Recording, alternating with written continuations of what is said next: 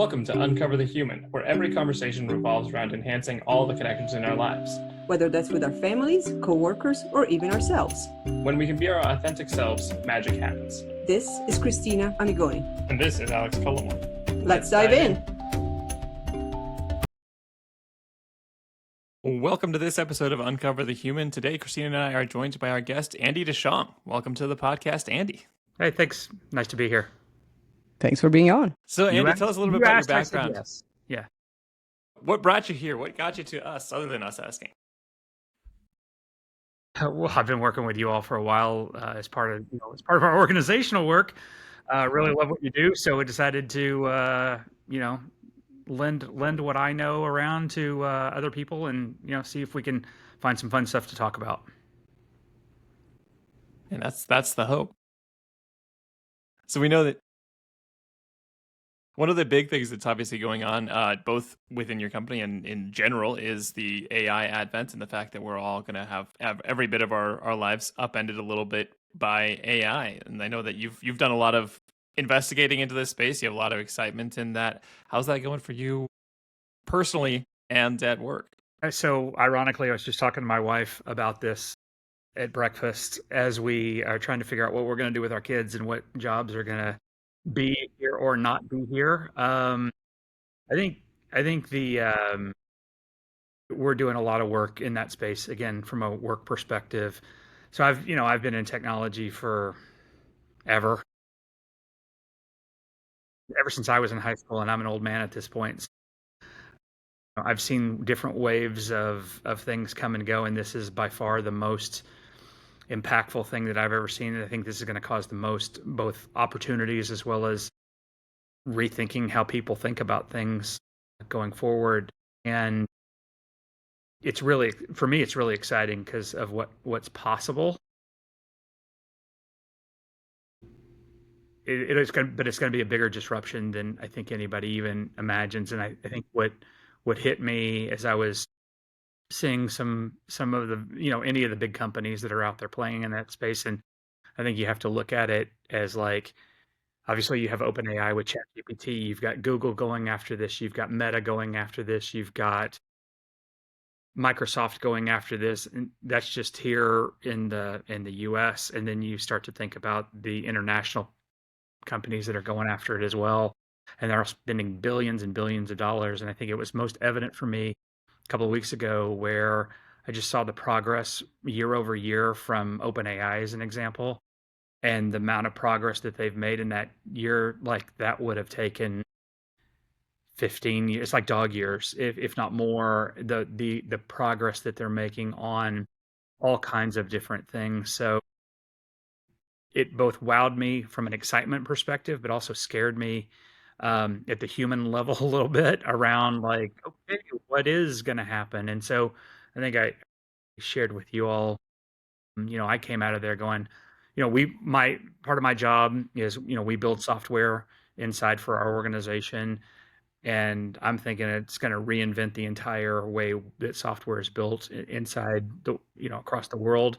So what does that mean to how we do that today? What does that mean to all the jobs, the impact, what skills are going to be needed going forward? So it was a really short question you asked there, Alex, but like you can tell that I'm like firing off of multiple agents at once, trying to figure it out, but it's wildly impactful.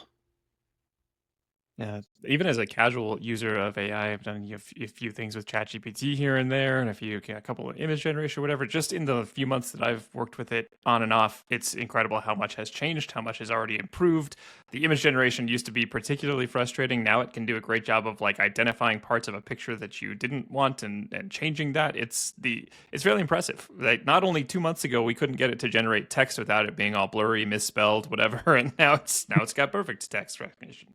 Yeah, and the next phase of that is actually, if you've played there at all, it's not just the image, but the animation. And they showed an example, or I've seen an example of you take an old movie, right, that you may have of whomever, and old can be relative, like you have a movie from the 2000s, right, or from the 1950s or whatever, and you can take that first 8 seconds of that movie or wherever it stops or starts, and you can then ask AI to, okay, carry this forward. So imagine, I have a picture of my mom and dad or a photo of my mom and dad, going from the car to their front door, and I can then say, okay, continue, have them continue on into the kitchen and make breakfast. And it will take that same sort of background and the characteristics and then just carry it forward and create a whole dimension. That's the word I use. I don't know if that's right, but a whole, like you can just carry the movie forward. And so the animation, I think we're going to get into a state where, we're like on a video game, for example.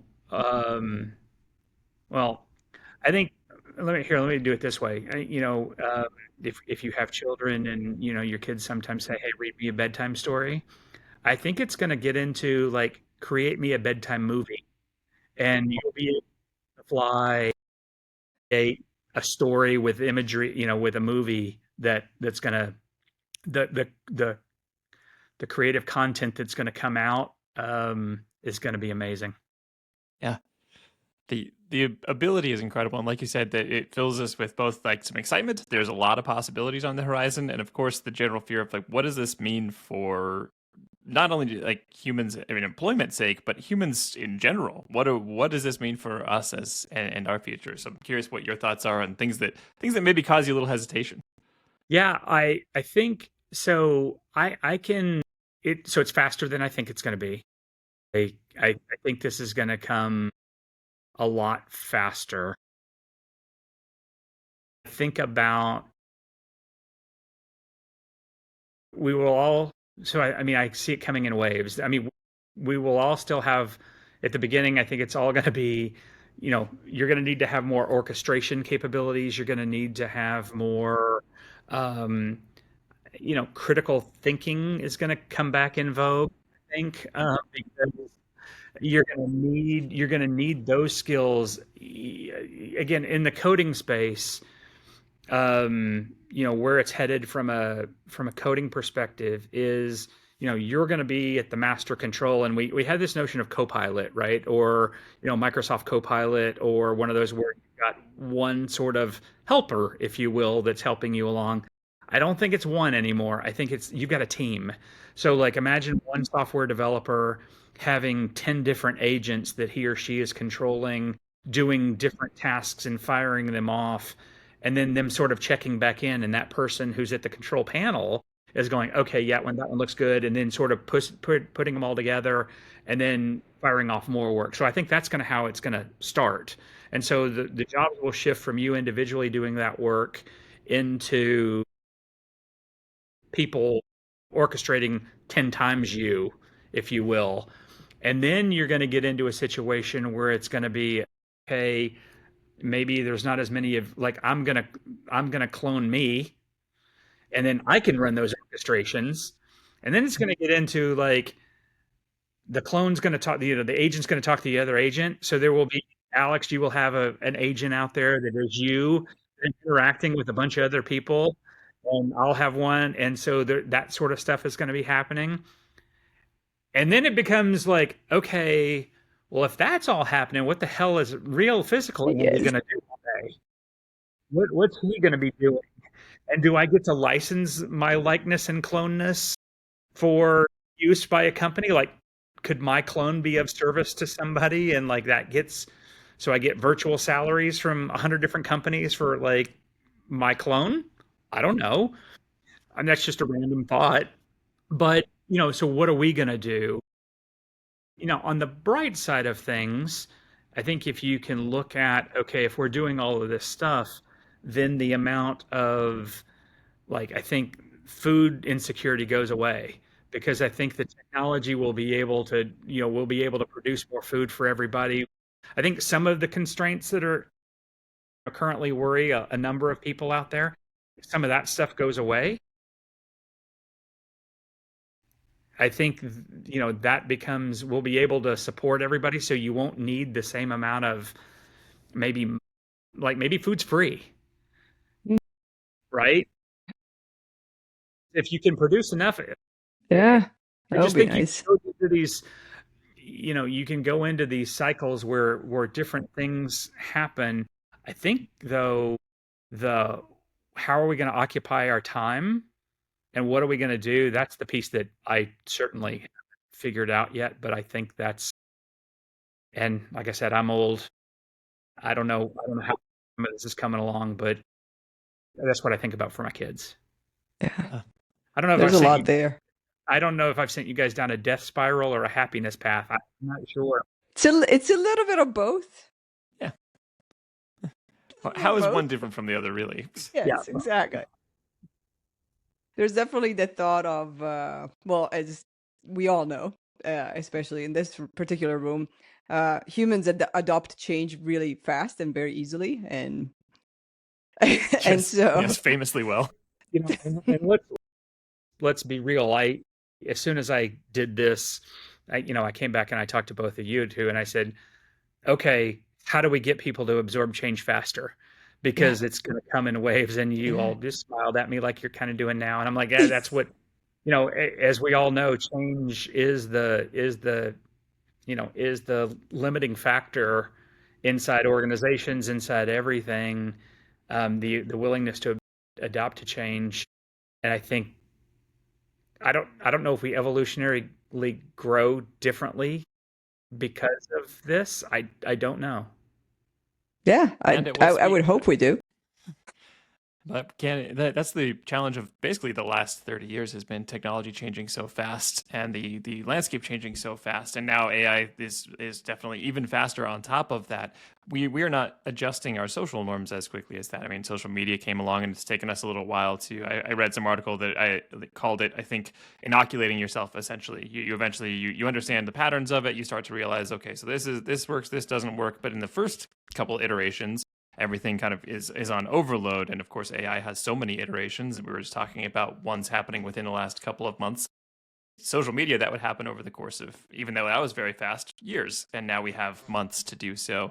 And so one thing that occurs to me is that everybody's going to have to get into some amount of uncertainty and start to understand the idea of being uncomfortable in uncertainty. And that's not an easy thing to train. But we are all about to be in immersion therapy for it. Yeah, I don't know how you I don't so if you think about education, again, if you've got all of these things at your fingertips, you still need to figure out how to learn. You still need to figure out how, like I said, critical thinking. I'll make a plug back for the liberal arts degrees around, you know, understanding your surroundings, understanding your environment around you. I think that's going to become really important. Again, math and science will never get old, but we're going to have to figure out how to train, if you will. I mean, the uncertainty in the gray area, like, if you think about how kids are, you know, not trained, educated today on, this is the outcome, or this is the right answer, or this is, or everybody gets a trophy. I think it's going to have to evolve as well. I mean, what I'm seeing most interestingly, I think, is, um, in my mind, what are complete businesses that are getting wiped out, um, with some of the technology, and so I could argue that tutoring, um, is one of those things. But again, it's the human component that we're gonna have to figure out. Yeah. So speaking of the human component, as a leader, it's not just about adopting and understanding, but it's also about, having hundreds and thousands of people that are gonna have to change their identity, change what they do, how they do it, think about themselves. So what are some thoughts you have? It's all I think Yeah. about. It's all I think about. I have no good answers, but it is really all. It's all I had so for the people on I didn't really talk about what I do. So I lead software organization. We've got probably 500 people, across multiple disciplines of all engineering, et cetera, and data center type stuff. And I had a roundtable this week with I do sort of skip level meetings where you just talking to anybody in the team, and one of the things that they were all craving was more certainty and more stability. And I like the need is real from the employee side or from the people side. Like people love that. That's where they get their comfort in that. Yes. And when that is established, that they can go do the other thing. I mean, fight or flight, or however you want to sort of think about it. And I hear that need. I want that need. I want that for them. Um, but the amount of change that's going to happen, like I feel like I know what's around the door, and I'm trying to help them be comfortable with what's in the room now. I know there's something that they're not going to like around the corner. I need them to go into that corner with me. So I think that for me, it's gonna the trust element is gonna become even more valuable around, do they trust us? Do you trust each other? Because in those things, as long as, if you're going in it together with it pure intentions or pure intent, or good intent, I shouldn't say pure, I should say good. That's the only comfort that you're gonna have. Like, well, we will work through this together. And that element, and I hadn't really thought about it until I started talking to you guys right now about that trust component becomes Hmm.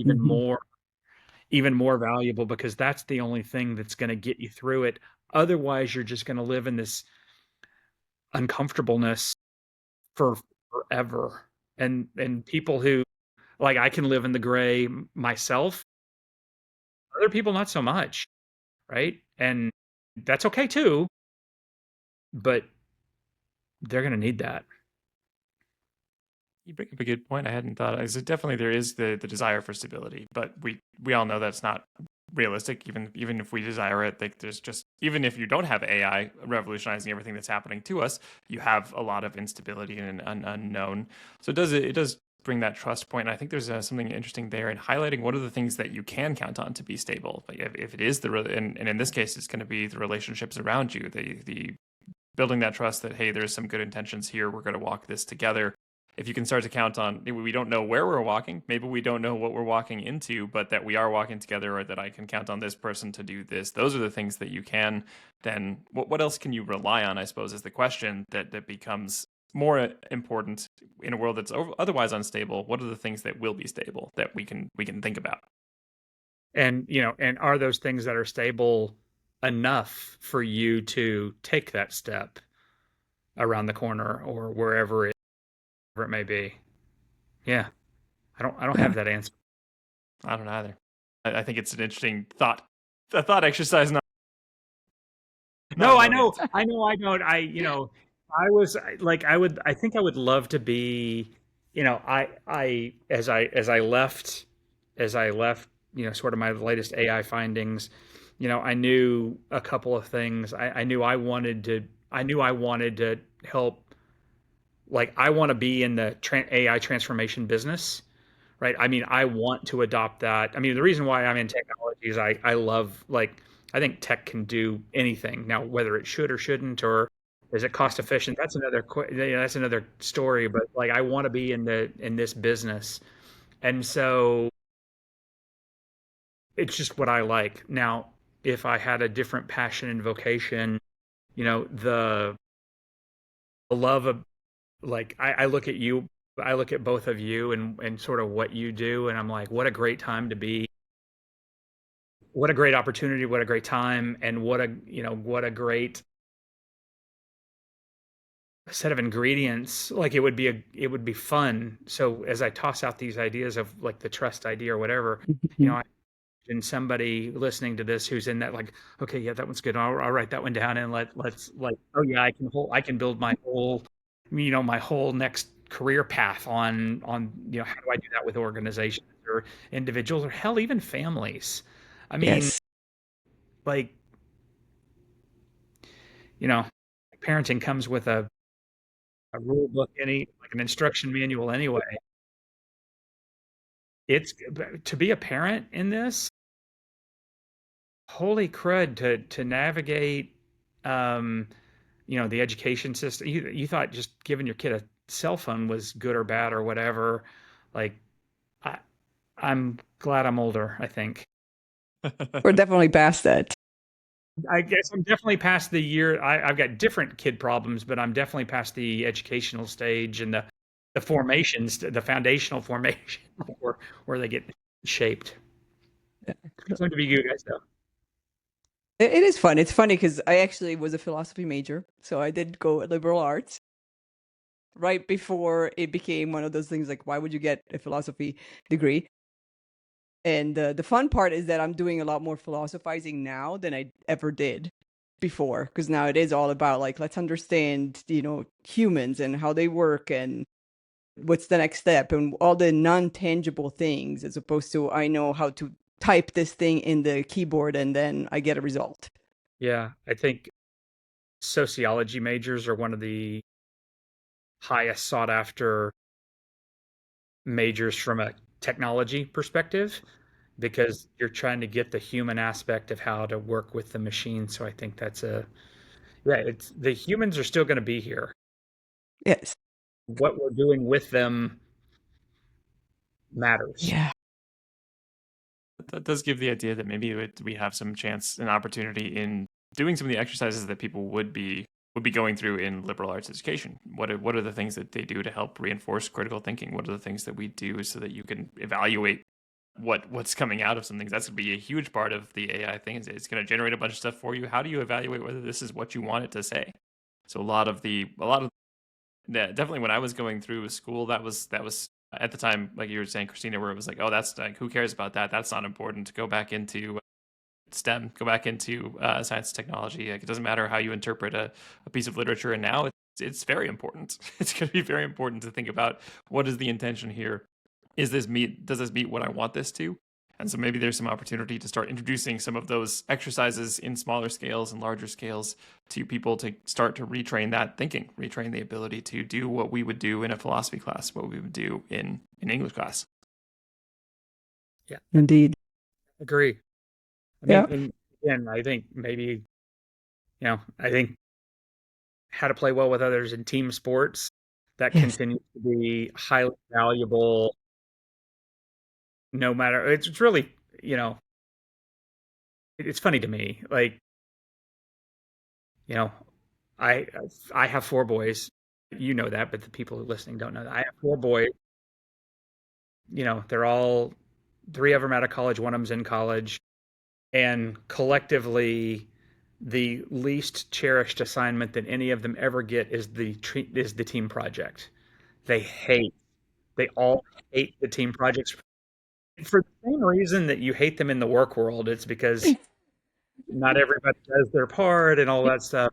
I mean, but that's the stuff that really matter. I said, well, unfortunately for you, that is life because the team project becomes life unless you do totally different work. But again, the teamwork, the human dynamic aspect really is just again, Alex, I think you said it. Despite all of the AI whiz bangery and all of that kind of stuff, it's still going to come down to how you interact with people. Sure. Yeah, it's interesting because I had a thought that I shared with Alex yesterday, and we've used the soccer analogy quite a bit into like this is a team, you're all on the same field, you have to see what everybody else is doing, you have your own role in a way, but you also have to be aware enough of what everybody else is and what the connection points are.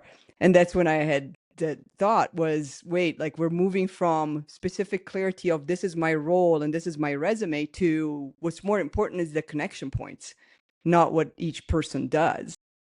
So getting an organization and a group of employees to get out of I need the prescribed, this is my job description and that's what I do, and think beyond that. It's like it's not about what I do, it's how I connect with everybody else now. Yeah, there's people.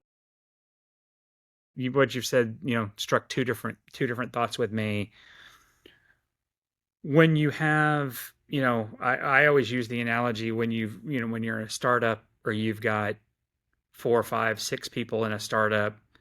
Nobody really cares what your like nobody really cares about roles and responsibilities. You're all there on with a common mission and a common goal and a common, and you'll do whatever it takes in order to hit that goal.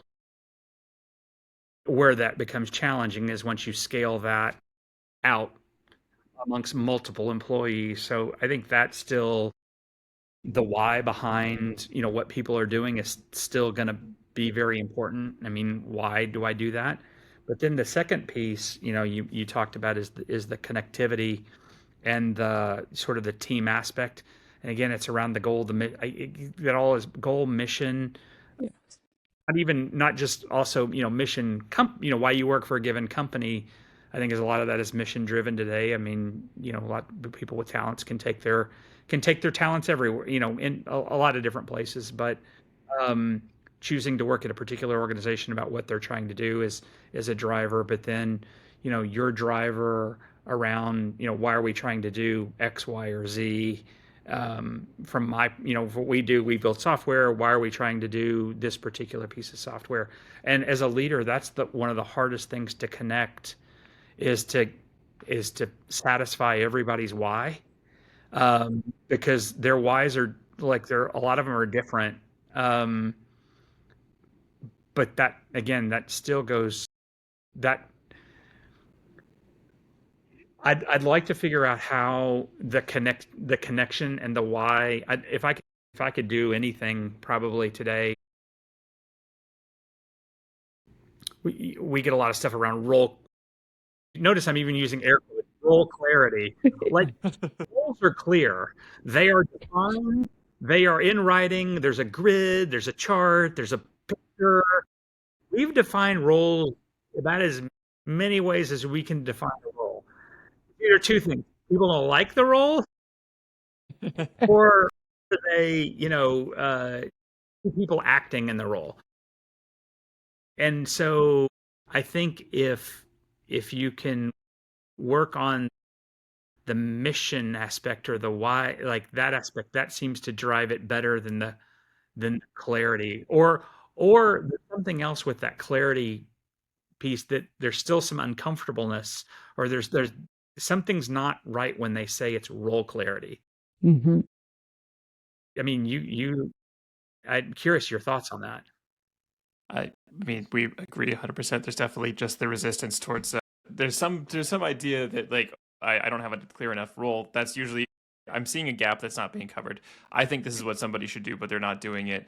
Or I thought I was doing my job, and I'm being told I'm not doing it right, and so now I'm gonna. There's like this, all of these impulses to go hit the role clarity button, and here's say, okay, it's role clarity, and it reminds me of the kind of Ted Lasso Total Football, like the whole last season they spent like working on Total Football. And the idea is like, we're going to go cover the whole field. Everybody has like a role, but really you should know where everybody is at all times. And some of it is just their responsibilities and the incentives seem to be individually aligned, whereas the collective goal, it gets lost in that.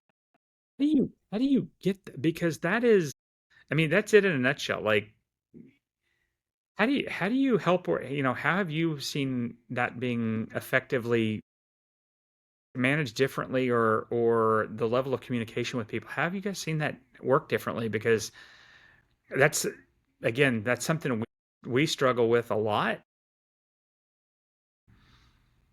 I don't know if it's our incentive. Like, I don't know if it's the incentive alignment. I don't know what we're doing wrong in that arena, but that always comes up. A minor soapbox on this one, but the idea that I kind of fall back to is that we have a mindset issue that is hard to challenge. There's a lot, especially in American culture, there's a lot of the idea of individualism. You want to succeed individually. You want to do really well in your job individually. And the goal, it's not a bad thing necessarily, but it can sometimes then ignore that we collectively succeed or fail when we get into businesses. So we have this idea that we can all solve these problems individually, which that one's a much harder mindset to change. But within an organization, I think the incentives then need to be more realigned towards what are we all doing? How do we measure things that are collaboration? How do we say that your part of your score in your performance review is how well others are seeing you in a collaborator? And there's so many difficulties in approaching that, but we do have so many individual rewards on performance that don't apply to the collective goal and the Yeah. collaboration. So two thoughts spring to mind. Maybe 3 years ago, one of everybody's goals were, what are you doing to make someone else's life better? I put that goal into place Yeah. so people wouldn't think, I probably have to ask my leadership team how they thought that goal was, because it could be a good time next year to bring that one back. So that's sort of one thought I have. And then the other thing for me, and again, curious to see how you all have seen other people do this, but fortunately or unfortunately for me, like I've never asked for more responsibility in my life. Like that's just not how I'm wired. I don't speak like, "Ooh, give me that." It's all just happened either by the work product that I've demonstrated or what somebody saw in me one way or the other. And so I really have a hard time when people are like, what do I need to do to get promoted? Or what do I need to do to get X, Y, or Z? And I'm like, no, start with doing your job. And like, there's not a tangible, like, what you guys got any advice there? I think that's a great acknowledgement, honestly, it was something that I struggled with when I first got into the career world. It's something I think people struggle with when they get performance reviews. We do performance reviews to try and help people in some kind of guidance and give some kind of number to it. But then it makes it feel like, and then people demand things like role clarity or career ladders where there's like, oh, I want this framework. I want to be able to point to the tangible things that will move me up this ladder. And it's especially in like an era of AI, it doesn't really matter. It's gonna change. What is needed is what is needed, and figuring that out is what is going to make you valuable. Christina, any thoughts from you?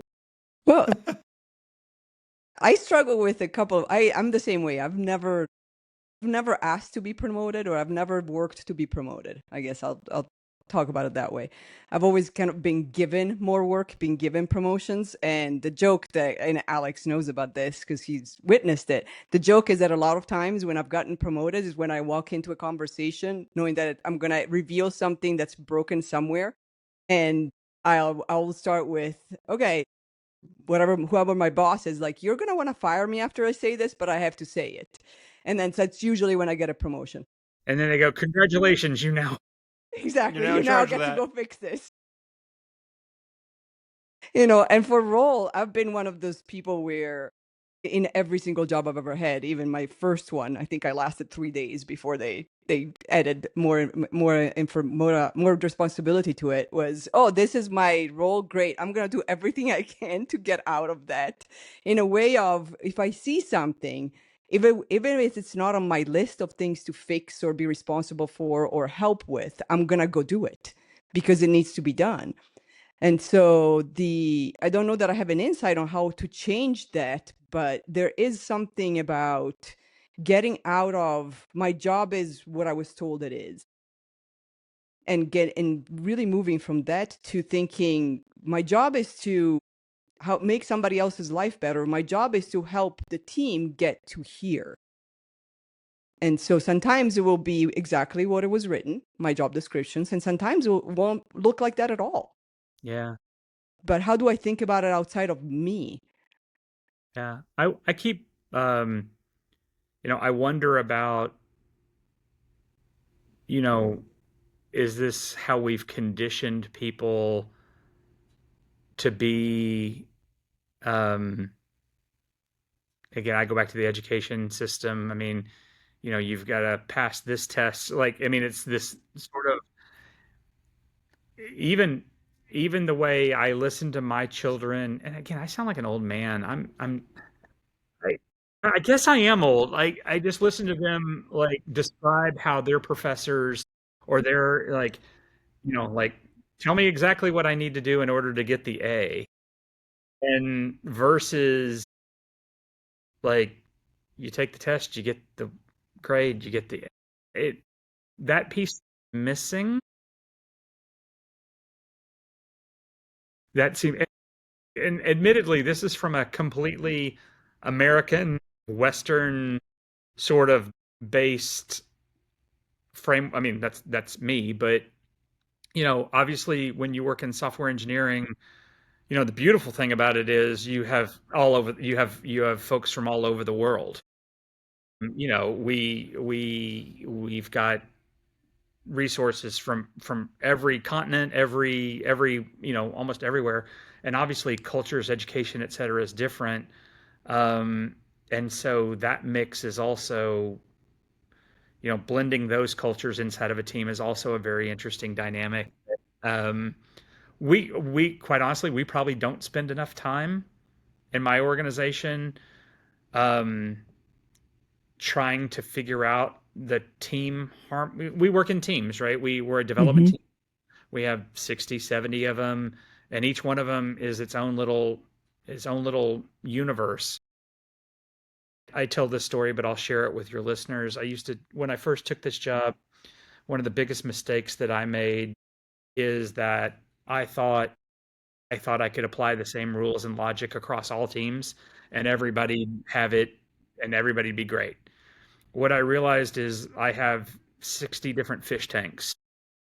When I first started, I just fed them all food, gave them all the right things, and they would all great. I failed to recognize that the fish inside the tank are all different. They've got a different ecosystem, they have a different dynamic, they have a different way of working. And so my simply applying the same fish food across was a stupid freaking idea. And I learned so much from that. But in retrospect, I know that I can't treat them all the same. But I think we also don't take enough time to figure out the actual team dynamic. And you all do a great exercise, either widget, like trying to, and people on the phone are like, what the hell, or on the phone, or on the call are like, what are you talking about? Just understanding the different Yeah. personality dynamics of a team is really important. That helps you at least understand where people are coming from. Doesn't help you actually move the ball forward if you need to, but at least you understand stuff may or may not be happening.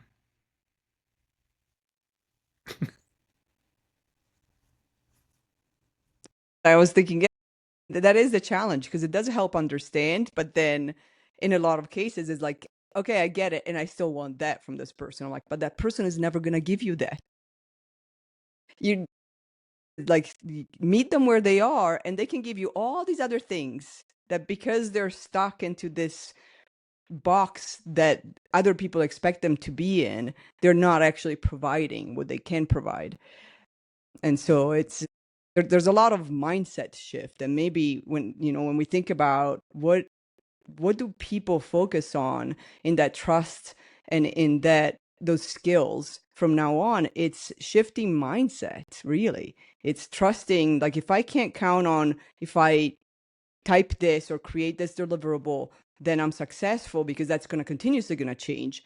And also AI is going to do it for me. It's like, what can I then trust? I can trust how I adapt to that uncertainty because the uncertainty is going to be there. So what can I bring to the uncertainty? What do I bring that's mine and it's unique to the uncertainty? I think the flip side of that is that the uncertainty is unique to people too. I think that what people feel Yes. uncertain about Absolutely. gets that. I love the fish tank metaphor because you end up with like one thing that we see time and again is trying to understand people, but not just understanding their strengths, understanding the things that will trigger them, understanding the things that are fears. And this is something we do a lot in coaching work is figuring out, okay, so what is the real blocker, we usually call it? What is the real thing that's kind of in the way? And it's different for everybody because it's whatever is informed by your personal experience. But those are the things that tend to get people back into defensive modes. They tend to get back into like, what am I going to do for a promotion? Because now I'm just like, well, I'll just sort out this.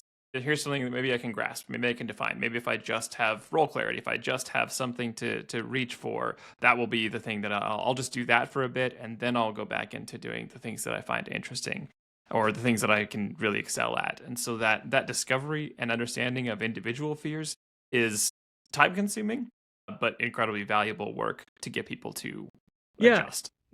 it absolutely. I mean, it's like, you know, continuing with the sports metaphor, the sports. one of the things they do now in professional sports, obviously, is if you've got an athlete, you spend a lot of time trying to understand that athlete, from his or her diet to their exercise to what they're really good at to what they're, what will make them perform the best on the field. We don't do any of that. I mean, that's not fair. We absolutely have we absolutely have one-on-one sessions. We absolutely, but we're more like we're asking people to, contribute to a team. I mean, it's just caused me to think about, are we doing enough to understand the individual employee? And so, I'll take it to the next step is, and even if we did understand it, how would we apply that understanding Yes. in a more impactful way? Where I was really starting off with this was, all of this becomes really important for the first line manager level, right? I mean, that's where he or she lives and breathes and thrives and survives. That again, the challenge with most first line managers, especially in technology, is they tend to get promoted, at least give them their first shot, based on their merit at the job that they did before. We try to make sure that we're not promoting just based on pure technical ability or something else, but you tend to get that first shot based on you were good at you were good at something that you did before. And how do we arm them with not just normal managerial, but like in depth, like, congratulations, you now own this fish tank. Yes. You've never worked with Yes. food. You know what the rocks are at the bottom. You know the little diver that has the old school mask, that like one of those. You got a bubbler in the corner, but you don't really know what your fish eat. Like, anyway, I've gone mental here. That's a great metaphor. It's a good You were a metaphor. fish, and now you're taking care of fish. Yes. And they're all different. And they're all different. And even if you got two goldfish that are, even if you there's still different goldfish within the tank. Like, not all goldfish Yes. are equal. Yeah. People, they make working fun. They do make working fun. I always say software is not hard, it's the people that make it hard. I mean, software is code, like it's a zero or a Yeah. one. It Yeah. does it or it Yes. doesn't do it. It's the people that either the person who says they want something or the team that wants to fight about how to build it. That's what makes it fun. Well, there's probably a billion other tangents we could take, but we would be here for a long time. So, on that thought, we end our calls, usually our podcast, with asking you what your definition of authenticity is, which could go back to the fish tanks. I guess so. Being yourself, authenticity. I think you would. Again, this has both been to my success and detriment all at the same time. I am me. I am very proud of myself. I was not authentic on this call because there was no profanity used. That would be. You're welcome to use it. I'm Yeah, you can just drop one now saying. if you want. But that would be authentic. Authenticity is me being who I am, at home with my family, my friends, as I am at work. And so when I say to so what you see is sort of what you get with me from an authenticity perspective. And I think that's what I expect of my leaders or my team, is that they're honest, that they're trying to do the right things, that they want to be, they are the genuine selves. Like, look, we're all wildly unique. And that's what makes it fun or cool or to be part of a team. If I had a bunch of people trying to be the same person, we would get worse ideas. We would get, we would have no like that. That's not what makes any of this stuff better. So you have to be yourself, and you have to sort of just be genuine. And when I say that's both served me and and harmed me, I think that people who work with me appreciate that they know where they stand and or they know that I'm always going to deliver news, good, bad, indifferent. I will admit when I screw up. I do it a lot. Mm, I think that's authenticity to me. The bad side is I tend to say things that other people get offended by, or not offended, that's the wrong word. They're just either not used to having that in a business culture, or oh, we weren't ready to share that information yet. I mean, like there's this information is not power. Some people use it that way, and I would just say I want to diffuse information so that you can't hold it against somebody or something. So that's how I think about authenticity. Yeah. They're Information like, is not power, is it? Yeah, that's key. That's one of my biggest pet peeves is hoarding information and using it as power. yeah. So there you go. That's me. Well, and that's what's the foundation. Authenticity is the foundation for trust. So it's hard to trust somebody Yeah, I that mean, it's clearly there's not genuine and authentic. the speed of trust. If if you are subscribed to that, I mean, the that is the number one. Trust is the number one thing that I can do. And I could go on it for more tangents here, but I will tell you one more quick story, even though you that's the last question I know. So You can continue. a number of years ago, I had a person working for me, and our interactions were strained, and I needed to tell him something, and I spent like the night before, okay, how am I going to frame this conversation with him? How am I going to like, okay, if he says this, I'm going to say this, and you know, it was just like I was game theorying out this conversation, and it really wasn't of anything of terrible significance. It was important, but I didn't want to make him mad, and but I was thinking about it. Now, I'd been thinking about it, and I was going to meet with him later in the afternoon. Now, about 11 o'clock in the morning, I had a an email exchange or a phone call exchange. It was a phone exchange with we were on a call, and somebody that was a direct report of mine who I have a great relationship, she said something that really was wrong, not cool, didn't like it, etc. So after we got off that call, I went down to her office and I'm like, what the, what the, and she's like, you can say it. Yeah. I'm like, what the fuck? Like, what are you doing? And she's like, what? And I'm like, X, Y, and Z. She's like, oh, crap. I didn't even think about that. Yeah, you're right. My bad. And I'm like, okay. And I'm like, you get it? And she's like, yeah. I'm like, okay, cool.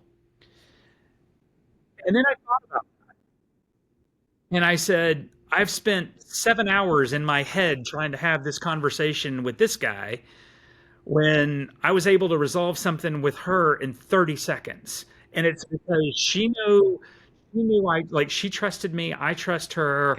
We're not trying to do anything other than get stuff done and like done and dusted. And it's at that point that I realized that if there's not trust where we can't have that kind of dialogue, now I may not use WTF, I may do it something, but if we can't have that kind of interaction, like I've either got to work with that person to get that interaction or they can't be part of my team because that speed that we have that come on, you need that in order to move forward. And so, from that moment forward, I've made it a point where I have to be able to have those kind of conversations with as many people as I can and develop that trust so that they know that I'm just there either trying to help them, I'm expressing my frustration, in a coaching opportunity, or like they're making me smarter because I've got it all wrong. But I have to be able to have that because I can't spend time thinking about how I'm going to phrase something to somebody. That as a measure of relationship, just your speed to what the fuck conversation. Yes, that is a great measure. Maybe I'll write that book, Speed to WTF. Yeah, that'd be Exactly. good. There's our team solution. If a team can work together at that speed, we're good. Yep. Certain There uncertainty you go. doesn't matter. Yep. Hey, we've solved it. We did solved it. Exactly. Yeah. We got 45 through in minutes the or end. less. Speed to WTF equals team goodness. Okay. Yeah, exactly. Well, Now we That just was have to on implement white it. paper. give them that assignment. What's it going to take? Okay. All right. I'll shut up now.